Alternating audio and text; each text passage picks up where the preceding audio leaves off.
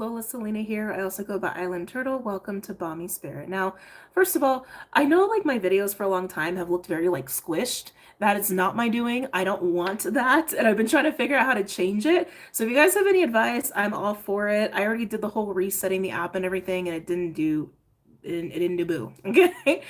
So yeah, if you have any advice for that, please leave it in the comments below. But anyway, welcome to the weekly energies summary for December 15th to the 21st. If you're new, welcome. Don't forget to like, hype, share, subscribe, all that good stuff. I won't delay any further. Let's go ahead and get into what's going on this week. So transit wise, we do have Mars finally in Capricorn, exalted in Capricorn. So you guys may be feeling that energy, and hopefully you're loving that energy. All right. On the 19th, we do have the new moon in Sagittarius. I will be live on Patreon probably in the next couple of days. So just check that if you are a patron or you're curious for the time and day that I'll be live with you guys talking about the astrology and pulling cards and all that good stuff. All right. And of course, we do have the winter solstice on the 21st, officially ushering us into Capricorn season in Western tropic astrology. But also we have Jupiter exactly square Chiron on that day. Don't get scared when you hear square. It's actually a really nice aspect because Jupiter is so benefic, and we've been in it for a long time. It's not new. This is actually the third time it'll be exactly square this year.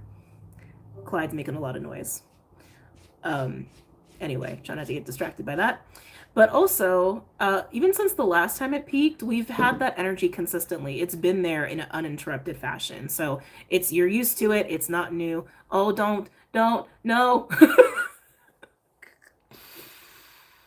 I swear, man, I can't get my tech to work for me. I really can't. It's been so frustrating.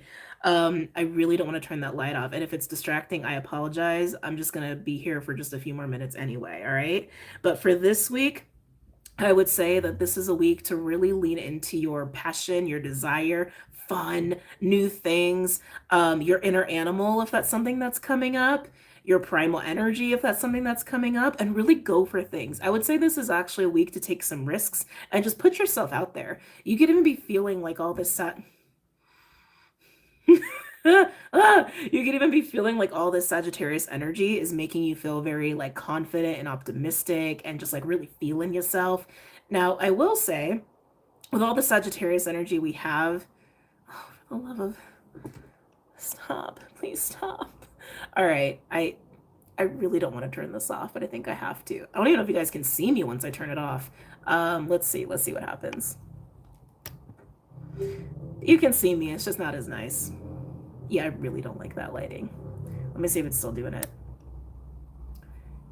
It probably will, but we'll try to go quick. Anyway, so Sagittarius, all the Sag energy, all that Jupiterian energy feels amazing, right? And I hope that you're feeling those vibes. Now, Sagittarius is also squaring off Pisces a lot. All right, let me turn on the bigger light, turn this off, and I'll come back.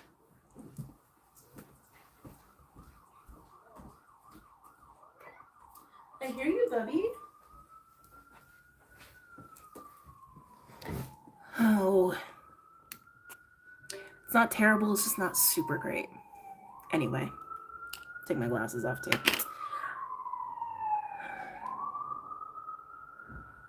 Distractions. Sagittarius. So if you have Sagittarius and Pisces in your chart, I would be very just aware of that this week, because we do have a lot of Pisces placements squaring off Sagittarius because we have so many celestial bodies in Sagittarius. We have Saturn and Neptune and the North Node in Pisces. All of them are squaring something in Sag, whether it's the Sun, Venus, Juno, or Mercury. That's a lot. That's a lot of Sag energy. Lilith is also moving into Sagittarius this week as well, which is also kind of interesting. But having this square with Sag and Pisces, whatever your house is that encompasses Sagittarius and encompasses Pisces, you're going to see some friction come up there. Most likely, you're going to have a lot of confidence and excitement and fun and just inspired primal energy. Some of you, it's purely sexual and creative, so, take that as you will. But this very primal, instinctual, sensual, fun energy going on in whatever house you have Sagittarius, and you're probably gonna just naturally lean into that house quite a bit and prioritize that house in your life. And then wherever you have Pisces, you may have a little bit of doubts or fears or insecurities come up in that house in terms of fears and insecurities about investing in Sagittarius, essentially. So, for example, all of my Sag sits in my sixth house, and then Pisces is my 10th house. And so, investing in my sixth house, investing in health, daily stuff, even like work related stuff, um, the daily routine like things, right? If I'm like really investing in that in a way where I'm also exploring new things because of Sagittarius, or just kind of following my own whimsy and my own desires and things in my day-to-day life, I may have some insecurities or worries or fears that there's going to be some consequences or fallout in my reputation, in my work life, how people are viewing me, how people are seeing me, right? Because that's 10th house. So that's just an example. So you can obviously look at your own charts for that to see how that would relay for you, or turn out for you, or look for you. Okay. Now, that being said, we we do have a lot going on with Lilith, Juno, and Venus. And when I was doing the Patron Weekly, I was like, oh, that's kind of like the faces of the feminine, which I actually really like. There's something kind of exciting about that.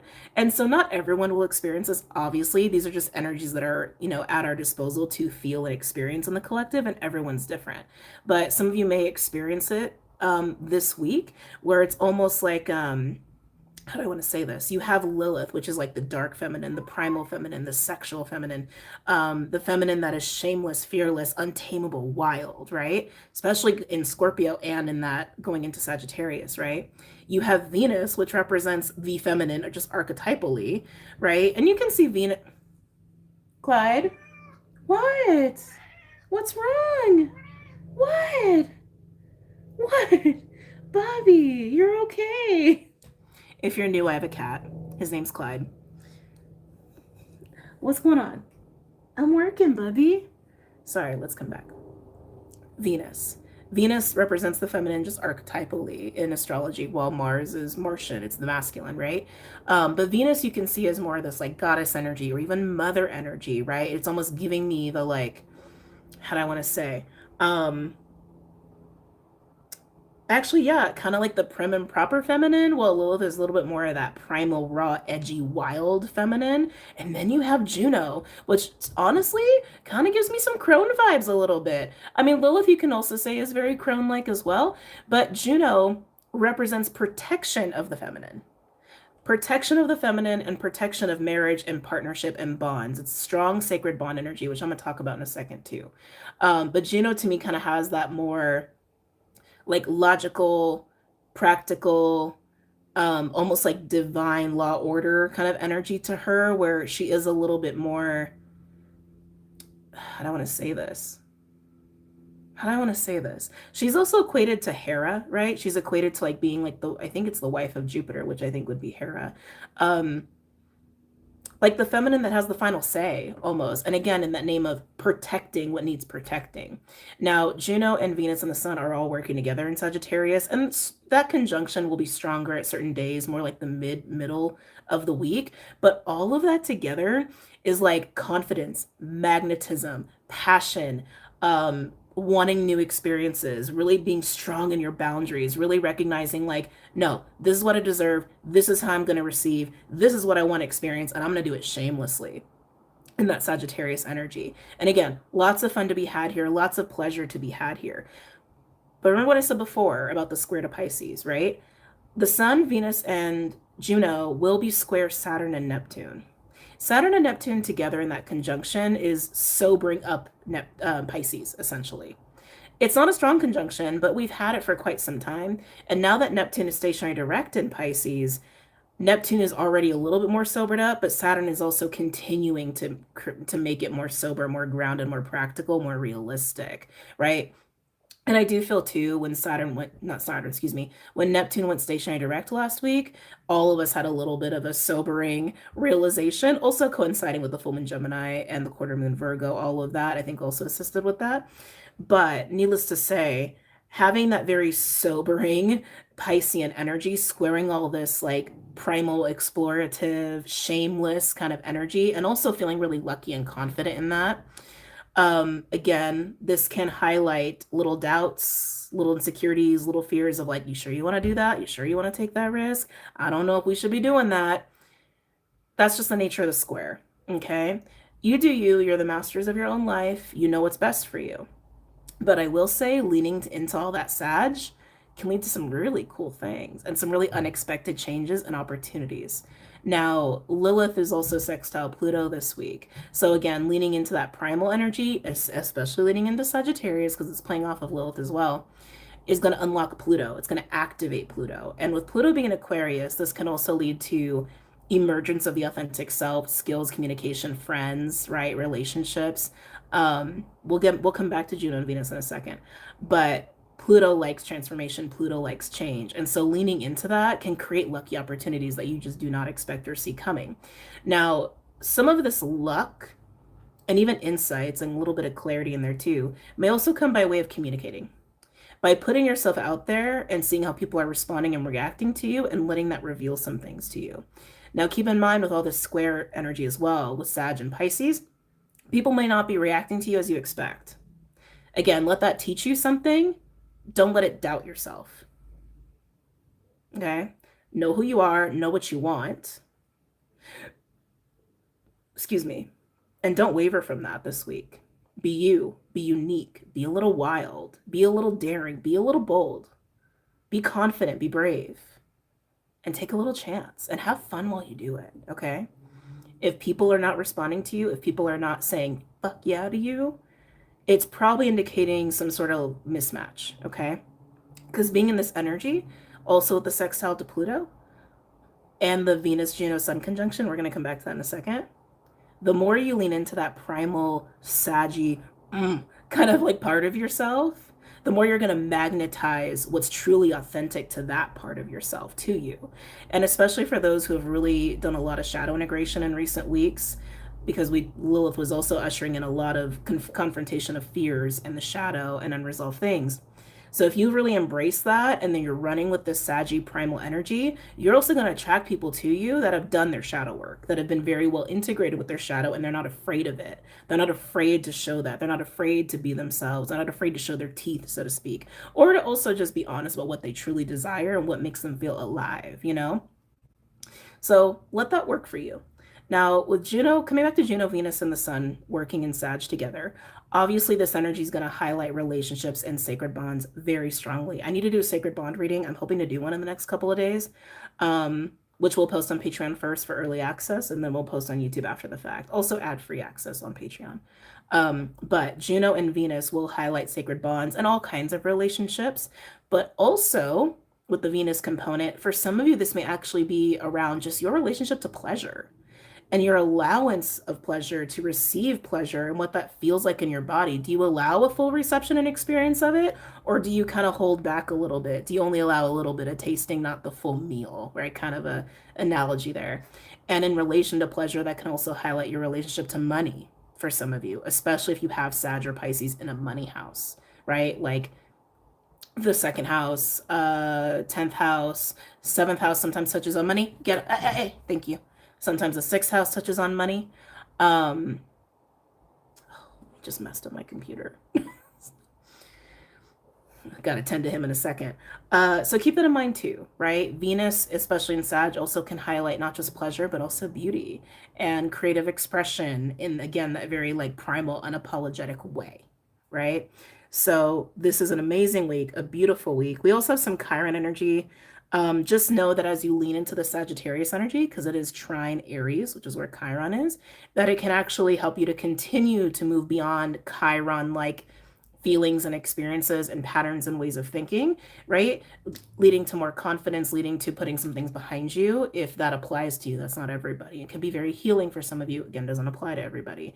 So wrapping this up, be a little wild, be a little fun, be unique, unapologetically so, and let that work in your favor and let it bring in even more change. That is going to bring in more luck for you as well. Whether that's people related, money related, pleasure related, just have a good time. Oh, I didn't talk about the phases of the feminine, or did I? Oh, shoots. Now I don't remember. So really quickly, if I'm reiterating it, my apologies. Lilith and Venus and Juno, to me, represent the different faces of the feminine. Primal, Sexual, sensual, raw, right? Lilith.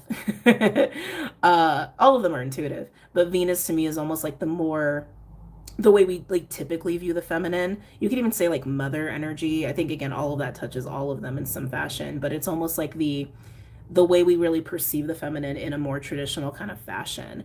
And then Juno to me almost feels a little bit more of that crone wizened energy that like will really put the law down in place where need be. So again, boundaries are really strong this week as well. If someone's not meeting you where you're at and who you really are, you're probably not going to want to deal with them. Just calling a spade a spade. And when it comes to sacred bonds, I think that's coming up this week for a lot of people who are in that kind of situation where it is like you're meeting me or you're not. We're equals or we're done. Or we're walking away, or we need to go our separate ways. It definitely has that feeling of very like black and white, which you don't have to lean into that. It's just an energy that I'm feeling in the field for the collective for sacred bonds. Okay. So have fun. Have fun, enjoy yourself, and see what kind of fun trouble you can get into. Yeah. All right, I'm gonna go. Take care. I love you guys. Don't forget to check out the website and other stuff. Ooh, I forgot. Really quick, Mercury is also squaring the North Node. Don't get too in your head. You can really get up in your head too easily with that, squaring off the North Node in Pisces. Rely on that primal instinct, rely on intuition, again, leaning into the primal animalistic self. Okay? All right, now I'm done. Okay, love you guys. Take care. Have a good week.